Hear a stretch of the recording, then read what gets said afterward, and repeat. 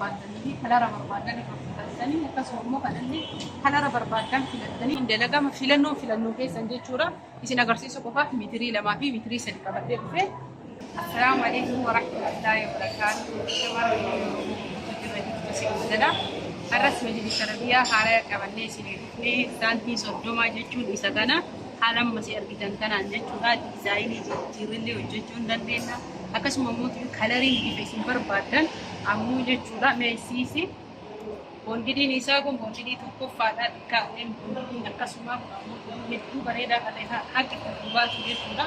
Kalariin kun kalarii keessattuu namni tokko qabu, namni maatii qabu bareedaadha. Isa lama wajjannee karraamuu isa lama jedha agarsiisna hin filattanii isin namoonni barbaadan haala kanaanis ta'ee digdamni asii gad jechuudha. Digdamni kanaa gadi saantiin diidamaa kanaa fi kana kun ammoo 30 jechuudha. Osoo sila keessa kana muraa yookiin ammoo qabaachuu baate lummut jedhee kan dalagamu gaadee kanarra haganarra qotuu qabudha. Namoota gaafa isarree baasanii hin jirra jedha ammoo biraasiin argisiisa kan maal argisiisa kan lumanii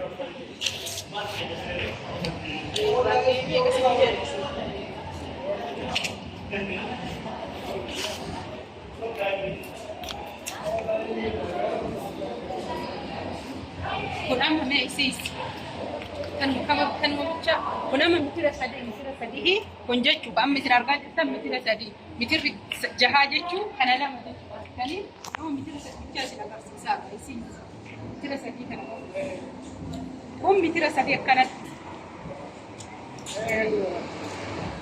kun mitira sadii wanni hagana mitira jahaa kunillee afurii kunillee ammoo xiqqaan afur jechuudha. Heebili isa jidduu heebili isa agarsiisa. Kunoo mitira jaha ammoo heebili baasu gara jira gara naasii seene ammoo ammallee kabiraa isin argisiisaa isiniin jedha. Kunoo kana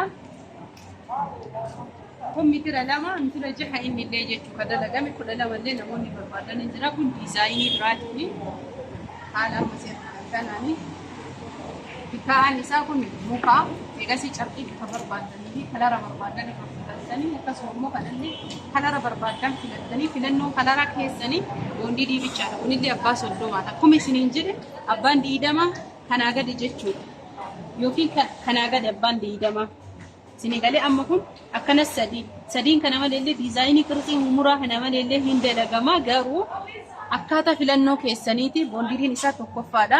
Lammaffaan isa kana jechuudha. Kunis akka reefii saniitti roba afuriileen hin dalagama. Haala geengoota kanaaleen hin dalagama. Filannoo keessan jechuudha. Isin agarsiisu qofaaf meetirii 2 fi meetirii 3 qabadee dhufe. Ka dalagamu garuu meetirii 6, 12, 8 akkaataa isin feetaniin guutuu isaa laala. Guutuu isaa waraabessa. Akka 8 hin taane ganaadha. Abi kita berat tidak balik kan aja ni mali berat tidak balik ayye kabra kami tahu kuno suga su dibani bakasana kan haga bante ini sadaffan kana kunille santi 30 baay'ee ol kaadha garuu kun hunda keessa kanaafi boondidiin isaa hedduu hunda caalaayyuu bareeda kan ta'eef jabaataadha. Akkasuma immoo carqiin isaallee carqii kalarii barbaadan bifa barbaadan isintu filata.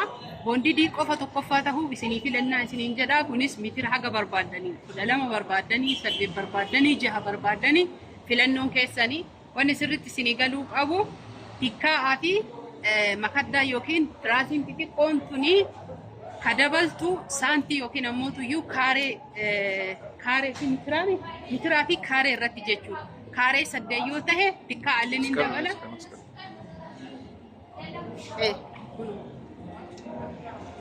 Akkan kun kaaree 8 yoo ta'e tikkaa alleen hin dabala. Akkasuma immoo kun olaala.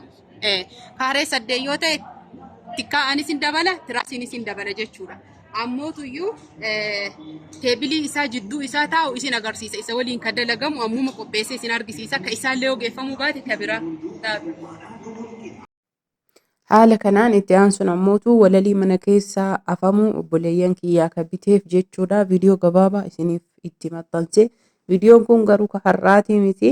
Kanaaf walaliin isin asitti argitan kun ka duraanii badee jechuudha. Isa tokkoffaa jedhanii bifa haarayaan fidanii garuu viidiyoon qulqullinnaan namni na waraabe qulqulleessee hin waraabne akka tiraakii godhata. Asumaan of kolchaa isiniin jedha. Kallattimaan yeroo filannee binnu kan waraabame jechuudha. Yeroo sana immoo zahmalleen hin jira akkasuma immoo wal mormiin gatiillee waan jiruuf jecha sagalee irraa dileetti godhee sagalee itti isinii waraabe. Walumaa galatti walaliin as jiru kunniin guutuun isaa baay'ee bareedaa kan tahee fi isa tokkoffaadha jedhanii kan amma fidanidha. Gatiin isaa ammoo akka isin barbaaddaniin kan jirudha. Kanaaf gatiin dhaabbataa miti. Namoonni hedduun gatii na gaafattanii gatiin dhaabbataan hin jiru. Tokkoffaadha jedhanii gatii ol fuudhanii doolaarri wadda jedhanii gatii ol kaasanii har'a yoo ol ka'e boru xiqqoo bu'uu mala. Yommuu borus mumkin tarii kanarra dabaluu mara kanaan rakkanne. Kunillee asitti kan argitan ammoo namoonni hedduun hin barbaadan fakkaate. Fakkeenyaaf baadiyyaa keessatti illee hedduu nama barbaachisa. Akkasuma immoo magaalaa keessatti illee haala yeroo takka yeroo taa'anii akkasuma immoo yeroo tokko aduullee ho'ifachuu qofa osoo hin ta'in bunallee itti dhuguu dandeenya. Kanaaf walalii kana namoonni ajajachuu barbaadan mana keessan farshaa jala afachuu barbaadan tahee akkasuma immoo saalona keessan tahuu gola hirribaa tahuu ajajadhaa isiniin jedhaa bifa bareedaa taheen xiqqoo wayyaa'ee dhufee jira. Homaa jechuun baay'ee fooyyee qabaachuu odoo hin tahin hanga takkaadha. Haala kanaan hordoftoota fi kabajamtoota kiyyaa gaafii keessan hundaayyuu haga danda'een deebii isiniif deebisa. Garuu ammoo daddafee deebisuu dadhabuu kiyyaaf dhiifama of kolchaa isiniin jedha biizii waan ta'eef itti aansuun rakabootii namoonni na gaafattan. Rakabootiileen akkaataa filannoo keessaniitiin qarshii dhaabbataan hin jiru jechuudha. 2,000 jalqabee hanga isin barbaadaniin kan jirudha. Rakabootiin asitti isin argitan kun hundi isaa diizaayiniin isaa tokko garuu keessatti diizaayiniin abaaboo garagaratti kan tolfamee fi wantoota adda addaa hundi isaa gosa of danda'e of keessaa kan qabudha.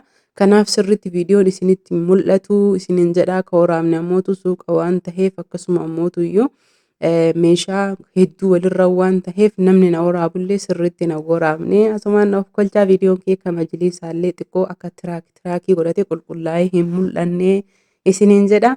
Haga kaamiramaanii barbaanne akkasuma ammootuyyuu kaamiraa bitannutti obsaan nu hordofuudhaan meeshaalee barbaadan ajajachuu hin dagatina. Lakkoofsi bilbilaa ammoo kan asirra jiru kana duwwaa 978 15 72 75 irra isinii deebi'aa duwwaa 978 15 72 75 laayik sabskiraayib gochuun hiriyoota teessanii sheer godhaa horaa bulaa.